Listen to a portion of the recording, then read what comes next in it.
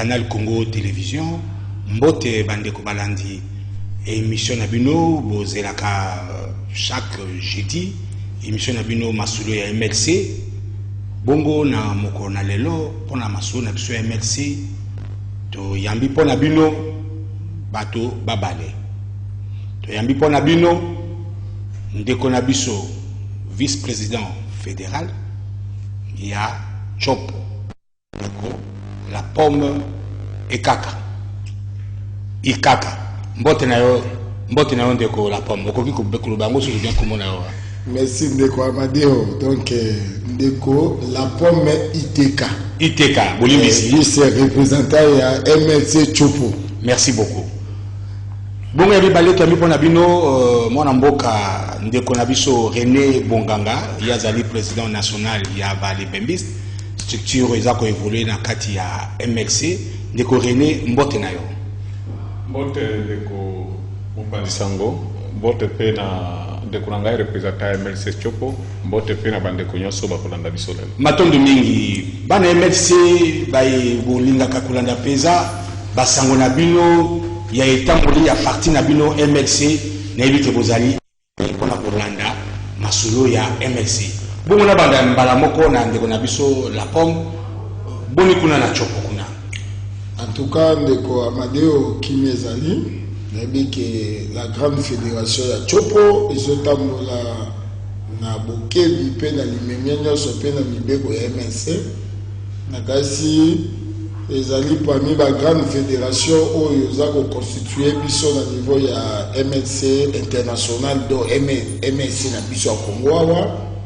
boyebi ke kati na biso toza na ba oyo toza parmi fédération ezwi privilège ya kozala na secrétaire général. Mais elle oyo lelo azali peut-être empêché et puis lelo azali vice-ministre de l'environnement, vice-premier ministre de l'environnement de Amadeo et puis toza plusieurs députés na kati na biso donc vraiment toza na malamu kolenga kasi Kalater Abwe président national ya mouvement de libération du Congo asalaka message moko et le kaki na nzela ya Nabino et le cas qui puisse tout temps qui ont peine en les réseaux sociaux, azali ko senga na ba président fédéraux ba kitaka na ba base na bango surtout mingi ba oyo ba vandaka awa mais baza ba président fédéraux na ebité ko umeli awa kuno ba totiki nani ko na mona type président Nabino de quotidien azali père. Oui, président Abiso Didier mais Katalikoi azali awa mais tozali parmi la fédération le plus mieux organisée. Nagaisi na effectué des voyages au niveau ya Chopo pour na ko redemiser parti na biso et puis en plus na minute ndo tozo sur la nagaisi na semaine goya pour comment na biso surtout kolega parce que délégation une forte délégation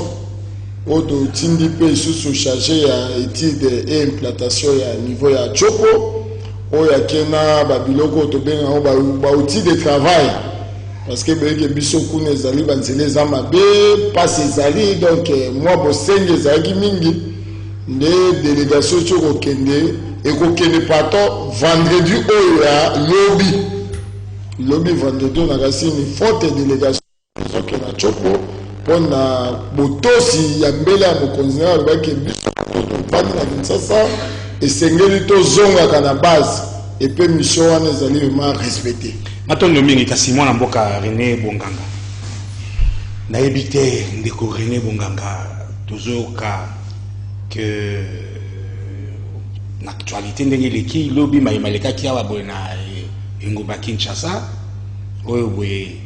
bandeko basalaki etamboleli na bango kasi bato balobi ke mobilisation na bango ezalaki makasi mingi koleka oyo MLC akoki kosala. Bon, merci beaucoup Ndeko. Je pense que vous avez une question à comparaison, mais au retour, mais va congolais bangonyon so bazolanda parce que ata na TV bato balandi te mais na ba réseaux sociaux bon bali comme côté. Mais avant na côté na makambwana na ko condamner toute violence au Salama Kilobi. Moni bande kuna bino ba journaliste ba brutalisaki bango babeti bango bamosusu kobotola bacaméra nayokaki mpe président ya SID Martin Fayulu alobaki batiaki misapi par alors tokosenga na gouvernement que bato wana nyonso alanda bango akanga bango surtout bajournaliste parce que tomonaki na bilili andeko Martin Fayulu tomona nde batiaki misapi te mais alobaki moko na monoko na ye soki baeffet wana ezali kolakisama ezali vrai en tout cas tozo condamné yango parce que tolobaki ke tozali union sacrée c'est tosali rupture na basystème ya kala alors ekozala malamu te babiloko oyo bamonaki yango na régime ya Kabila bamona yango na ntango na biso union sacrée donc je condamne avec force marche wana esalemaki pourquoi d'abord bato bayebake ko marché ezali droit ya bato oyo ezali voulu par constitution na biso esalaki ke ntango baboyelaki bango liboso meme biso ya mosusu na baitando moke totelemelaki likambo wana bi te bato baza na droit bamarche tout ça gouverneur mpe ayaki azongaki nsima alobaki bon bandeko baya basololo mais coïncidence moko malheureuse esalemaki ezalaki bandeko balobi ke bazomarche le 15 point de chute na bango ezalaki na palais du peuple où rappel parlementaire mpe esalemaki na même endroit wana donc amonaki ke bakutana wana ekosala bien te asengaki bango baya le 17 soki bandeko bazalaki prudent balongaki balobake non au lieu que point de chute ezala wana to changer itinéraire il fallait pas piéger le gouverneur négociateur wana nde moi changer c'est comme tel ezalaki te alors ndeti baboyaki kochanger itinéraire il fallait pas ndima basala le 17 c'est ce qui fait que dérapage wana esalemi alors pour la mobilisation il y a eu un échec patent il y a eu un échec patent je pense que l'essor à tenir les soins tirés dans les campagnes qui Martin azalaki popularité na ba qui source na ngo seka ne utaki mais vu que ingratitude na ye abandai ko reconnaître bato na te jusqu'à le point comme na niveau que na longolo bino na lamuka bona boye ba longola bino na lamuka alobaki bongo ke bona bo donc il a fait la lamuka na bilomba lo banyoso bandai ko luba wana et na ko profiter na micro na ko luba ke banda lelo aloba susu kombo ala mukate a utilisé abusivement kombo ala mukate parce que la muka ba ko sala ba bêtise ende mwana te la muka ba tambola ki na bemba le 13 juillet pour na makambo ya malunda je pense ba congolais ba monaki la muka ndenge ba tambola ki oso comprendre oui bande ba ko ba ke no ba panzaki bango ya mwana bona mais biso te ba panzaka biso c'est bien ba panza bino il faut pas sortir mobilisation ezalaki na bakoya Kinshasa mobilisation ezalaki c'est zéro donc ezali une réponse au peuple congolais que non comme yo ezali ingrat bato basalaki yo tokoya marche na yo mobilisation ezate ndenge nini babi esalemi mpe okondane yango awa boye ntango tobandi émission non babi esalemi mobilisation moke c'est-à-dire le messie avait voulu tout ce masalo tobengaka babese on comprendre tango batie yo marché yo moko le 17 aboyi alingaki esalema ndenge wana ozo comprendre mais bapolisier bazali nde prudent te il fallait baencadrer kaka calmement batie na motuka akei avana ya wana uti kosala émission na ndeko moko ya nouvelle là il a accepté publiquement que effectivement mobilisation esalemaki te donc Martin Fayulu na muzito batika ko mais sur mobilisation salimité ce qui veut dire bazaki shire na likambo osalaka bazalaki si na yango te soki bazala si na yango balingi bapropose gouvernement to changer itinéraire po rentrée parlementaire oyo ezali activité moko officielle premier ministre ayaki baministre nyonso bayaki badepute nyonso bayaki sikoyo oyo na marche wana oyo bamarche na biso bakino ndenge esalemaka donc alukaki nini alukaki affrontement ke bato bakufa soki ezalaki na posa ya marche alingaki changer itinéraire ou bien alingaki asala le 17 batikeli journée mobimba amobiliser bato atamboli ti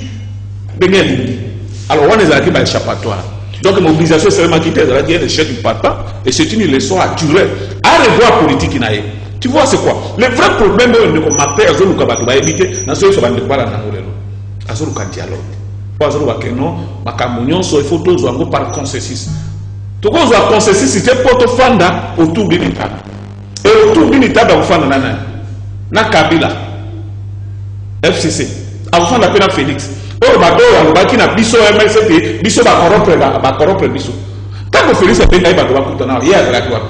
Ah bon? Si on concession à l'âge de la banane. C'est avec Félix. Oui, mais il y a la réforme électorale, la CENI, tout ça. Tozo Mawana, décoré, Tozo Mawana. Bandeko Balandi, Masolo MLC,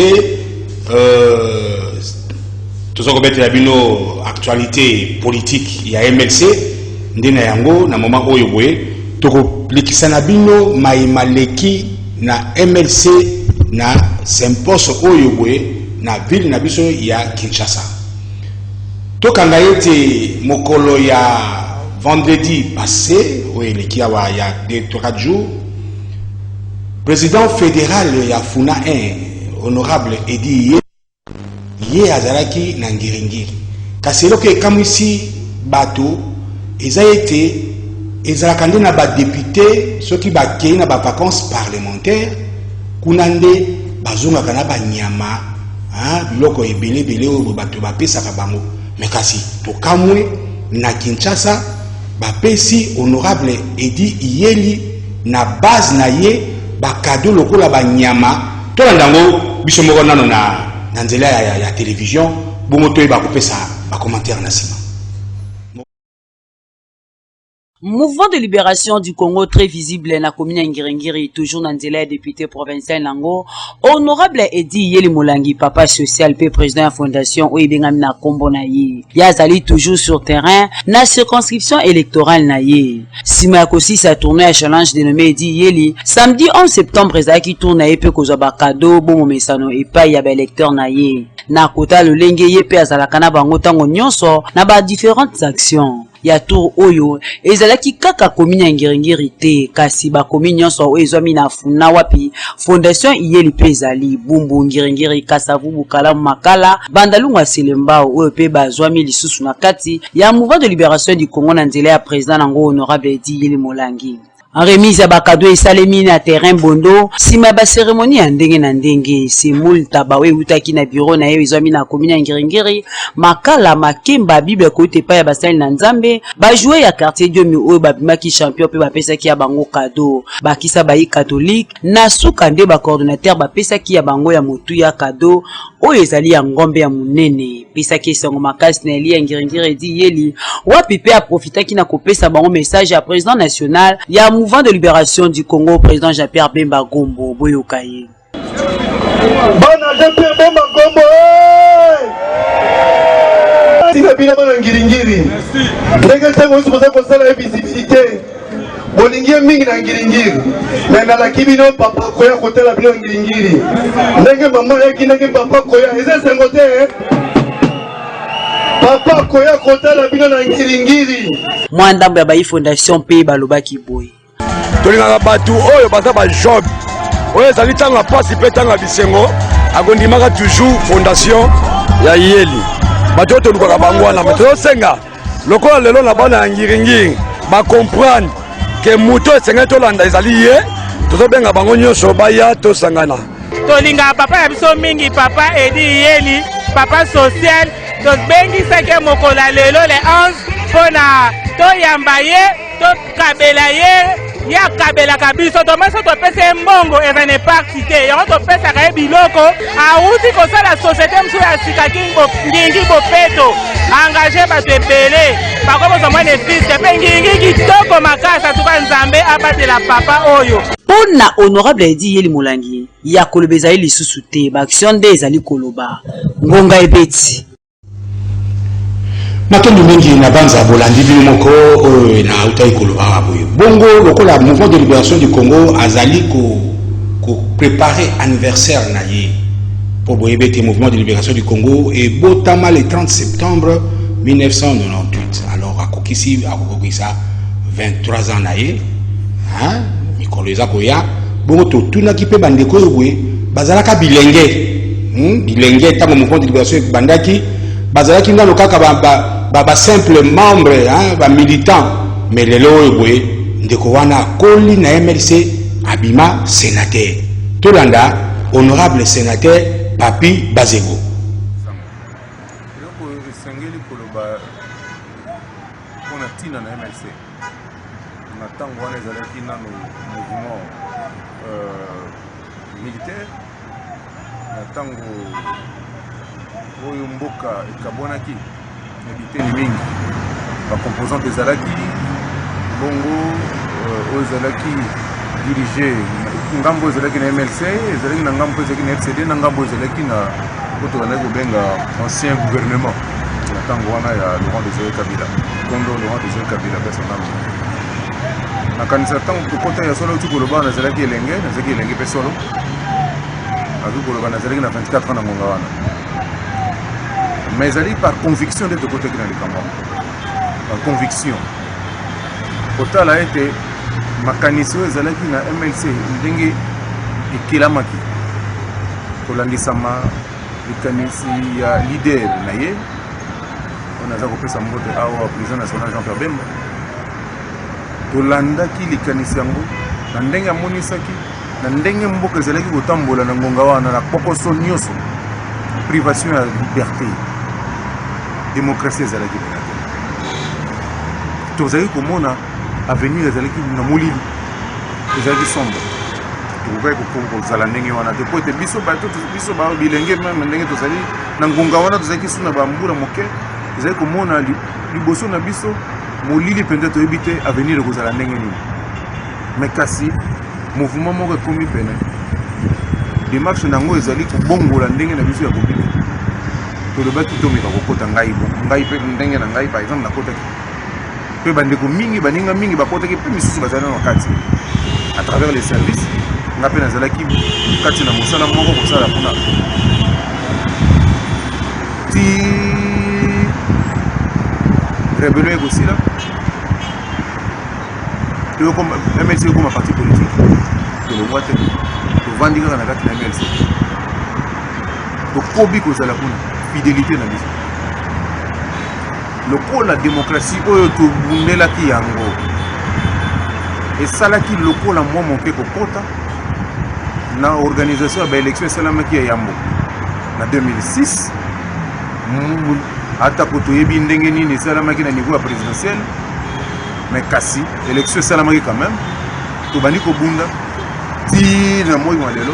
biso mpe tokokota na kati na esika yango bongo na kati ya misiki mpona koservir ekolo à travers statut tozali na yango matondi mingi ndeko honorable sénateur Papi Bazego bongo to mikana loko ya kozwa bandeko ndeko la pomme ese kuna pe mabongisi ya makambo ya anniversaire eza kobongisama nakasi totiraki na poso be moko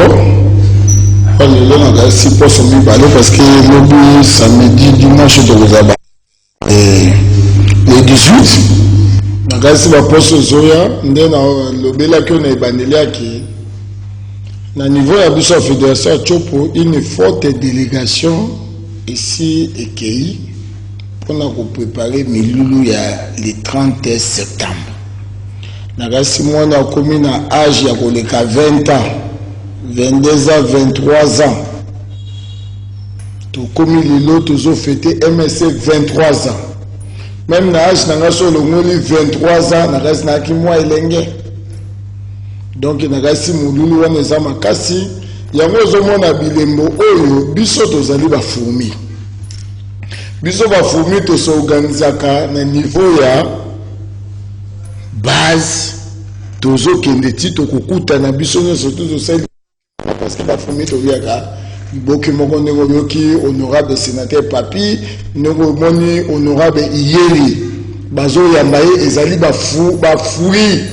ya biso bafumi nde tozosala kasi le 30 septembre ekozala bongo oyo babenga yango putulu emata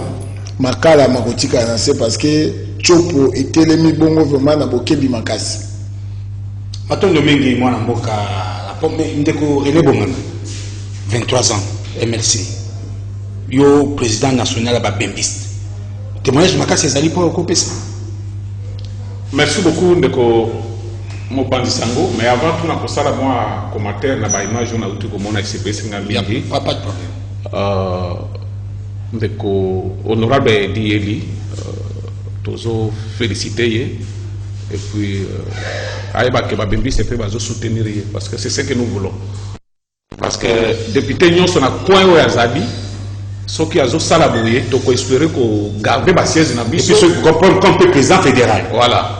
Donc la zone ba député ba cadre ba fédéraux voire même ba biso ba président ba structure spécialisée mutu nyon son a coin ou azabi so zo salabouye. En tout cas, là, tu peux rassurer le président Bemba en 2023, tu peux rafler par poste belé. Donc, ils ont l'éveil pour un bateau distrait, ils ont la motivation pour un bateau ça là continuer toujours comme ça la bongo. Je pense que tu peux avoir un résultat malin. Témoins éco que zangate, oui, puis bisoba bembiste, kaka lengen deko alobi, 23 ans, on a sorti de l'obi, tu calculer, tu banda makambo kala. Banda makambo okala biso ezali kambo ba poste biso mission na biso ezali bemba comme président de la République parce que azana projet oyo abanda ko zaminduki lelo tozo lukira bato parce que biso ba bembis mission na biso ezali ko kenna ba tozo lokola ba évangéliste tozo benga bato ba ya ba kota MLC de façon que na ba élection na niveau nyos tozo abokonzi vision yo bemba zana yango a diriger mboka parce que nous sommes convaincus la vision est à Mboka est consciente parce que il maîtrise tout sur le plan économique, à gérer même armée, à gérer le secteur rebelle, à avoir suffisamment d'expérience. Et mission à Bissot Bembiste, nous sommes à quoi ils allaient. Bateau va aller déjà qui n'a cause de la Bissot, si vous en avez posé,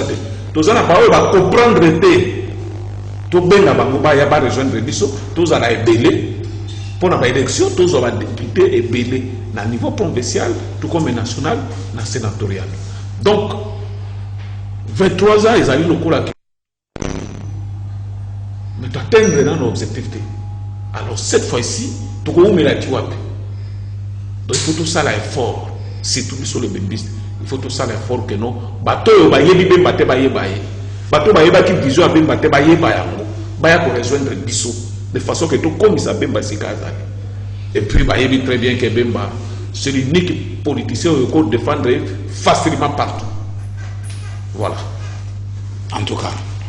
Maintenant nous mingi moi mboka René bon kasi toujours continuer toujours ko pesa bino ba élément ba image oyo bana MLC mutuna moto na esika Zali na responsabilité na yazo azana yango bazali ko tia maboko na bango poeti mouvement de libération du Congo et canadien. Bon, toujours proposé bino sikoyo boye réunion ya Ligue des femmes. Oui, kambamaki na maman Anne-Marie Makwebo parce que kuna baza nini bakoyi ko sala ko participer na anniversaire ya participer anniversaire ya yemoko mwana mboka Jean-Pierre Bemba Gombo comme président national du mouvement de libération du Congo. Moro Nzambe total lieu. Rendez-vous na bango eto samaki ba Ligue des femmes ya MLC ville ya Kinshasa mukolo ya jeudi 9 septembre oyo ba sanganaki lokola momesano en interfédéral ya MLC sur avenue ya enseignement na commune ya Kasavubu. Réunion oyo ikambamaki na vice-présidente Mama Anne-Marie Makwebo oya tambusaki masolo na bango na biteni misato ya liboso penza asengaki mobilisation ezonga makasi epa ya ba mama ya MLC bazala bomoko likanisi moko pona ko soutenir mwana na bango président national ya MLC Jean-Pierre Bemba Gombo pe bayaki ko solola na oyo etali mabongisi ya mbotama ya président national ya MLC pe mbotama ya parti ndenge nini esengeli na bango kubongisa makambo yango na ngambo ya ba mama boyoka ndege babetaki ngonga. Chaque jeudi à 14h, Tokozala jeudi à 14h, boya, maman boya, tout la simagin fait Bemba Gombo. Pour Bemba Gombo ne moto à Kokamba, biso na mboka oyo. Bemba a besoin de biso ba maman na ye. Tout la simana ye, pour to bunda bituma oyo tina suka. To musika, to comme pemben 2023 et trad mouké. Ma maman bon l'embate.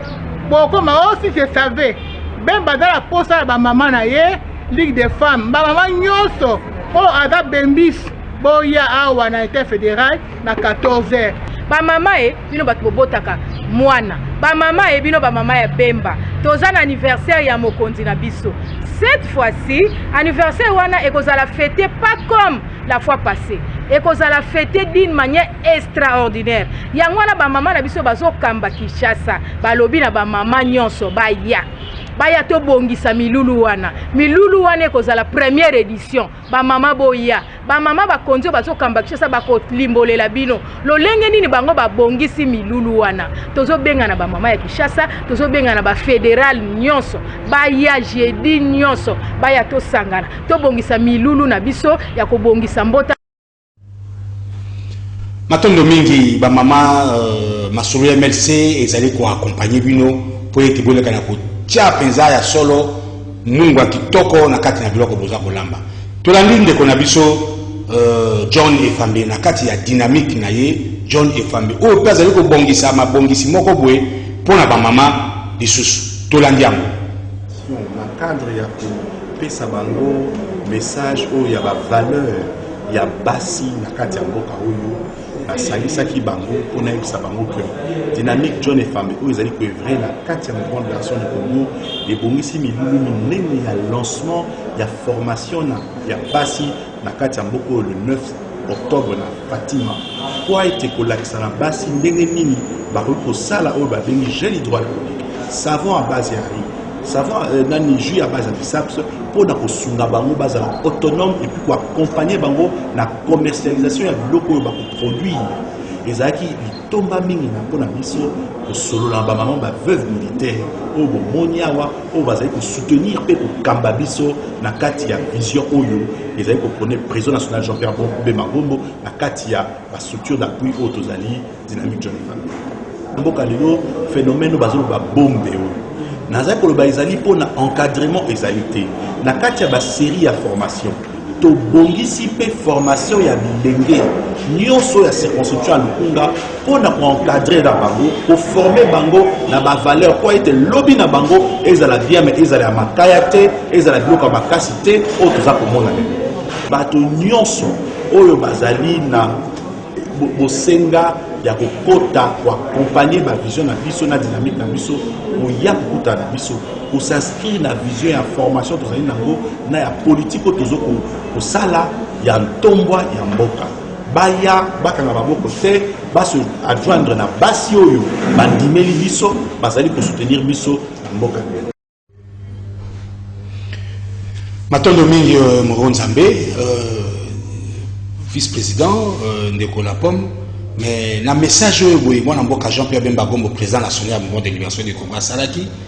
Mais ce que tangi yango bien, aux hommes comme si à mon aki bino ba la fédération bono sale leur côté. Makamunyo surtout et comme kota la structure tout ça là. Mais est-ce qu'il y a solo penza message on a boyamba yango il y a solo bien nagasi eloko est très important au niveau na biso parce que nous avons battu la kamansu sur drapeau za la gate o bona goga ngwango est-ce que bozo sala penza ndenge penza parti et pesa la bino responsabilité wana ya la fédération en tout cas au niveau na biso oyo tokoko ba iyo et puis merci na mokoza na biso Jean-Pierre Bemba oyo ba ben on les guide les prophètes politiques ye alobaka oyo ya lobi pe Alex Alabiso Abiba Fumi ne tozo sola lobe kokoma boy donc moni biso nyonso tout na musana biso tozo to sape tozo landa prophète politique na o nyonso to ayibisa biso na reste à niveau de la fédération la biso a chopoza parmi la grande fédération au niveau mouvement de libération honorable Didier Mekata azali moto o azali bien organisé au niveau de la fédération la biso a chopoza titulaire na biso na gasita na biso qui une forte délégation ils ont voyagé bamso bazwaki avion bamso bazwaki vendredi bamso bazwaki mercredi tozokende mpe bamso bakende na nzela mai bao bamemi bamoto babwato babiloko eza mpona koprépare biso epai na biso tobenga o carnaval ya niveau ya biso ya chopo mpona kofete 23 ans mwana koksi 23 ans mpona biso eza akomi licencié. Mais merci. Mais est-ce que ceux qui le logo est ok, tokiti na chopo, tout le monde a été fédération, ça président là yo,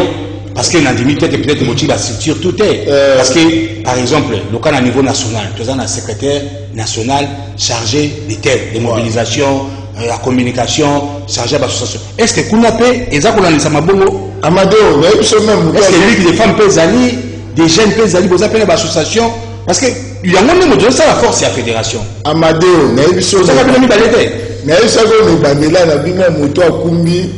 délégation na ba bien chargé ya étude et implantation ya ba structure spécialisée ya MLC. Na biso que Chopo ezali fédération oyo ekumbi mokonzi monene ya MLC à l'instant ya vice premier ministre de l'environnement. Na biso pe que dimanche ya misato te nazobisa okaka ke fédération monene tala bato baza na kati ekumbi mpe honorable Mayembo wana nazobisa donc eza na bakaminene oyo lelo mpe baza na kati ya misala ya gouvernement mpe na misala ya mboka mais baza na kati ya fédération ya Chopo. Donc fédération ya Chopo na niveau na biso eza fédération mère oyo boti bantoma ebele. Donc na biso ke même na niveau na biso est-ce que MLC Botama esika pe MLC Botama esika source oyo toza babenga o cordon ombilical oyo boti MLC bato nyonso yango na big la grande fédération na niveau ya Congo awo ezali fédération ya Chopo esika biso tobotami MLC bande esika bafumi babandi ebongo na biso ke na le 30 jours wana mpona tolakisa bino ke toza na fédération ya makasi koleka kuna bazo fete biso awa tokoza na rond-point ya Kasavubu na niveau ya oyo bien antenne ya Chopo ya biso za rappel na Kinshasa. Ah, vous avez l'antenne na bino. Représentation. Na représentation na niveau ya ba ressortissant nyonso ya Chopo ba bien na biso et tout cas ya ba mbesa nyonso o bazalaka na biso bana ya oma nyonso et puis tokozala na bana isangi tokozala na bana ya uma en tout cas biso nyonso tout na 4 territoires na biso nyonso tout tokozala wana pona ba oyo tovandaka na Kinshasa pe bandeko baya ça toujours parce que biso nyonso tout tozonga toujours na source na biso la bande a été ba structure nini comment je vais dire organisation eza soko otali meme mokambi azokamba bamama aza toujours na banomination ye atindaki mikolo elekaki kuna 2 ans passé oyo anomaki mama ilito mameli oyo anomaki bakambi ya niveau ya structure ndenge olobi ya bamama donc na chaque territoire na biso nde toza na 4 territoire na biso nakasi na chaque territoire ezali na représentant bamama eza représentation ya bajeune na bastructure nyonso tu ndenge mpe naza na représentant bambebista ndeko na ngai René Bonganga nakasi na awa pe oyoka koyebisa oke tata kuna bandeko bambebiste bazali ndenge mpe bastructure nyonso to ezopusana mais motuna matondo bi motuna na ngala tani ndeko René yango wana ndeko René ozali président national ya babembiste mais oza président national ya babembiste ya Congo est-ce que bo s'implanta bisika nini ube bozaka kana Kinshasa bwe kaka Moamba Funa tout ça là et puis apport on a vu les années na kati ya mouvement de libération du Congo. Merci beaucoup. Question tuningai pona les bembis na Chopo tozali be tozali te. Je vous confirme que tozali. Les bembis na Chopo. Ouais tozali. Soko landaka bililio. Donc à part Kinshasa bozaka na Chopo. Non, tozolo ba d'abord makamba Chopo. Loba. On va étendre quand même réseau makamba yeswana. Dernier meeting au président Saraki na Kisangani. Je passe au Monaka à Bembiste. Na ba polo na bango bazalaki wana pe bazali je comprends donc représentant petit programme na ko former pe bango ba misa associé na bango pour na réciter événement wana et on dehors à Chopo ndenge au lobby wana aux journalistes bien sûr mais aux porte-parole pe ba Bembiste oyebi bon tout na pona opinion ba yango les Bembiste tozali partout oyebi tozali partout je pense que dès ma bomisa maison salema ba Bembiste comité national qu'on fait anniversaire il y a MLC dans l'une des provinces à RDC pas nécessairement Kinshasa on a un message dans précieux vous avez même implanté dans la province vous allez partout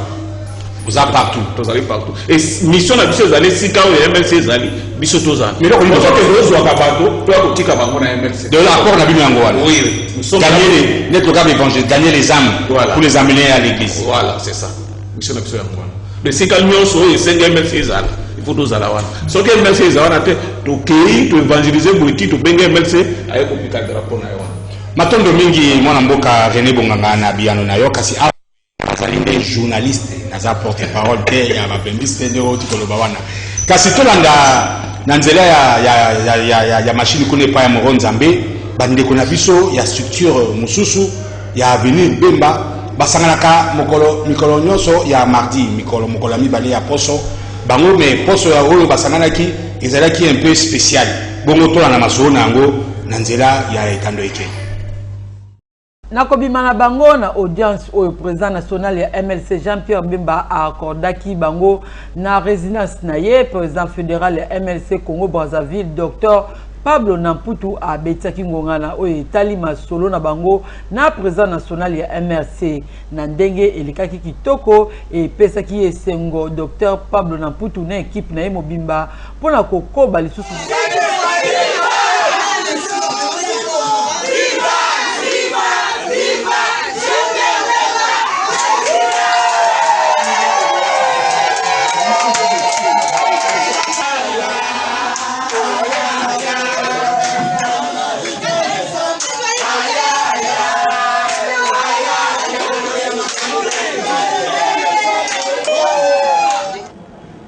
Mardi 14 septembre 2021, ezalaki ya bokeseni pona lisanga avenir Bemba moko ya ba structure ya mouvement ya libération ya Congo MLC na mokuse pamba te ba memaki ba innovation tope makambo ya sika na structure na bango ba promulguer règlement intérieur ya structure pe ba adopter comité ya sika babengi conseil des sages lokola momesano ba lobelaki situation politique ekolo Congo démocratique lolenge ezali kotambola boyo kangonga tobisidaki ete to adopter règlement intérieur na biso oyo kozala lokola mobekoli konzo ekotambusa biso na kati ya avenir Bemba. Alors mosala esalamaki alors finalité esengaki ke président lokola ya mokambi na biso a publié yango mpo arendre yango opposable na moto nyonso. Alors tosepeli makasi mpo te bandeko batravaille makasi to apporter organe ya sika na kati ya avenir Bemba oyo ebengaki conseil des sages ekokambama na bato oyo baza na bwanya po ete bameka korégler makambo oyo ekosalema na kati ya avenir Bemba. Et puis topasser en revue actualité politique ya mboka na biso et ce qui nous a plus intéressé la rentrée parlementaire ya lobby oyo eza essentiellement budgétaire parce que lobby parlement na biso assemblée nationale na sénat bakopesa biso budget oyo ekokamba mboka na mobu 2022 et to à part wana tosi pe temps ya kolobela mingi actualité politique sorte des enjeux politiques de l'ère ngonga ebeti bandeko bolibisi moke tosengaki nde élément oyo tikoleka sikoyo bongo tosukisa makambo ya belema bongo tozonga pa bainvité na biso tolandi élément na biso ya suka ya lelo oyo boye esalemi na niveau ya MLC mingi awa na Kinshasa tolanda mama Gisèle Samba ya azali présidente communale ya MLC Kasavubu oyo bakendeki koinstalle président ya jeunesse pe bakendeki koinstalle présidente sectionnaire noro nzambe tolandi yo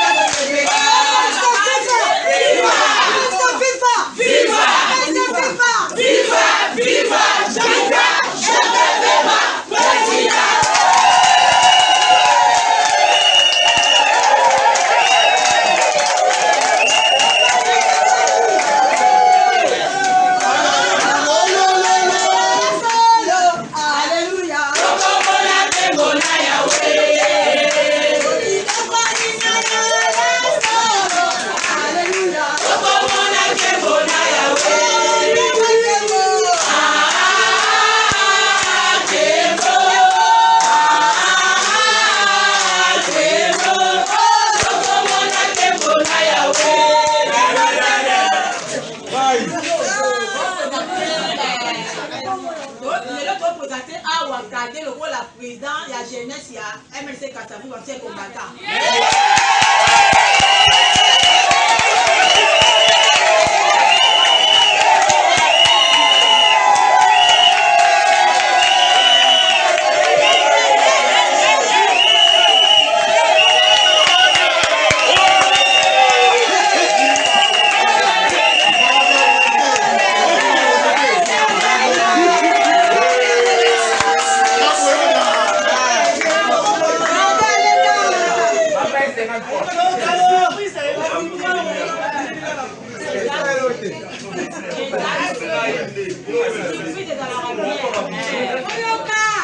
Président ya jeunesse ya MLC Kasavu ancien combattant yezi. Aza mutu alenda.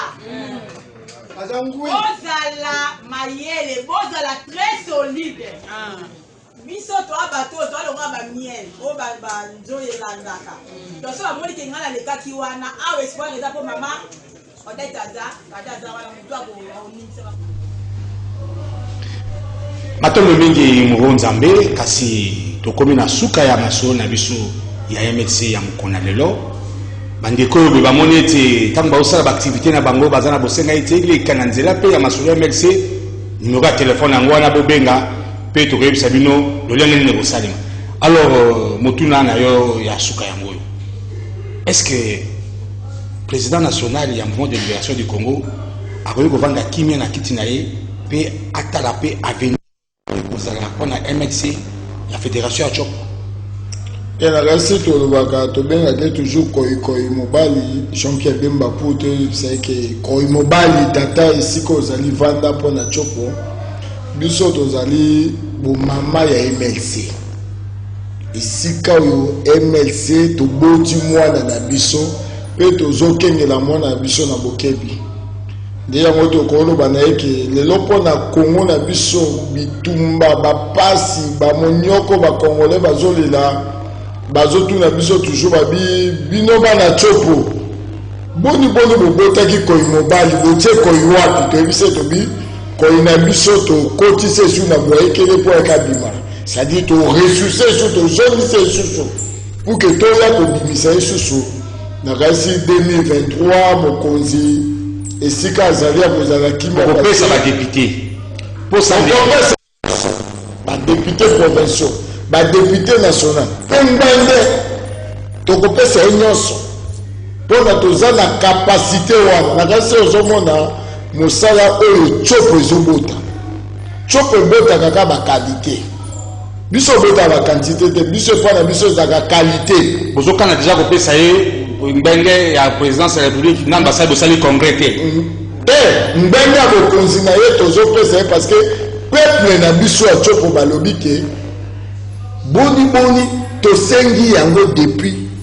tobundaki etumango ya kipwani po etokenda mbwenge tobai teke tosuka na badepute epuis ya mibale na kasi tokoyebisa bana nyonso to ya chopo bana basoko bana isangi bana banalia bana ya yauma. En tout cas rendez-vous moko toza nango ya makasi eza le 30 septembre oyo tokokutana toujours biso nyonso tu na rompo ya Kasavu tokozaka soko monika biro ya quartier esika biso tozali bana chopo nyonso toya tosangana mpona tosolola masolo na biso ya MLC tobotamaki mpona mpe niveau ya chopo na biso totombola bendele na biso ndenge tobandaki. Matondo mingi mwana mboka la pomme iteka yo zali vice-président to rappeler aux ali vice-président ya fédération ya Chop ndeko mwana mboka René Bonganga. En tout cas makambo elekaki lobi ebe na bato basa ba analyste politique ba bete na makambo eleki wana MLC za suna avenir te na mboko ya Kinshasa yo lokwa bembisto lobini bato ba rubande mwana ndengini bato ba rubande ke marqué sous azana avenir te o Congo ba boyi ko respecter mot d'ordre na ye mais babini ba province vele sa bato atamboli wapi babini biso na mbangaka awa toza na télévision la mami toza na télévision la jofa non logiquement par là je pense que na sengina ndeko Fayulu président SID Muzito président nouvelle là na badie na bango FCC bazalaki na batataki na bango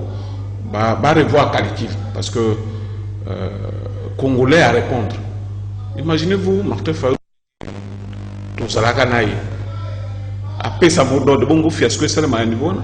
non je pense que totala ndenge makambo ezosala totala vérité en face bato bazokosa ye oke bato batambolaki bona non échec patent je dis et je répète soki ozana baimage oprouve bacongolais le contraire bamona na baikando kewe donc na mokuse tozosala ezali ke Martin Fayulu fois azala clair na tuni motuna MSC aza na venir MSC aza na venir ndeko alobi nyonso akolinga te na kaka oyo alobi na ya na zone d'abord on commence par le bembiste tozali kotravailler ke MSC azwa pouvoir na bisika nyonso ndenge ndeko alobi ozo comprendre biso le bembiste oyebi ndenge nini tozali kotravailler tolalaka te butumo tozali kotravailler je pense que même balobaka te mais chaque jour omonaka oti kolekisa bilili oyo parti ne okocompare nango parce que soki olobi kozwa mosala chaque jour obekisa bilili ya MLC na chaque lokola otie nimero na yo wana telefone wana ezala makasi mpo ekotonda parti mosusu te oyo ezali kotravaille lokola ya MLC soki lelo na chopo basali activité te na Goma basali soki na Goma basali te Beni basali donc sala monitoring wana banimero no ekende na bakwa nyonso je pense que somba des téléphones ezala malunga po ke supporter cher wana donc MLC ezelo ngokete ko comparer ko na partout matondo mingi mwana mboka René Bonganga mwana mboka Ndekola Pombe iteka matondo mingi na lolenge boyaki lelo ko yanula na mbianga mana biso bana MLC tokomi na suka ya maso MLC bazali na besoin ko côté na mouvement de libération du Congo ba fédération ezali presque partout hein ba siège communal le Ezali hein donc beaucoup ko kende ko s'adhérer bongo tokomi na suka ya maso na biso ya mokona lelo to pesi bino ba mbote ebele na bandako na bino bongo tokutani poste za ko yana sima to pesi pe bandeko to pesi pe information bandeko ya Force One ya Maître Didier Kimbumbu bazalaki kuna na bak na Congo central bon ba image to sengaki e comité kasi to banza été prochainement bakoyeba kobongama ndeni na koya ko même na biso ba image pour que Congo mobimba emona mosala oyo boye MLC azali ko sala awa na mikolo yo zetu za ko mona yango mbote mingi pana bino